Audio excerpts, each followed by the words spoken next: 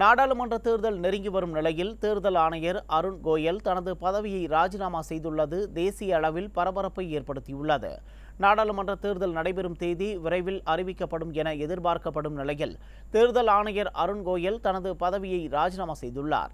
அவரது பதவிக்காலம் 2027ஆம் ஆண்டு வரை உள்ள நிலையில் அவர் திடீரென ராஜினாமா செய்துள்ளது தேசிய அளவில் அரசியல் சூழலை பரபரப்பாக்கியுள்ளது.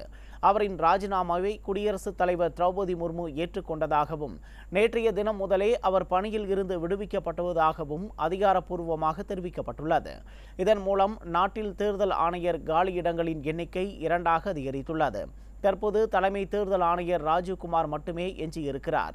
இந்திய தேர்தல் ஆணையர் குழுவில் 3 இடம்பெற வேண்டிய நிலையில் தேர்தல் ஆணையர் அனுப் சந்திர பாண்டே பிப்ரவரி மாதம் ஓய்வு பெற்றது குறிப்பிடத்தக்கது.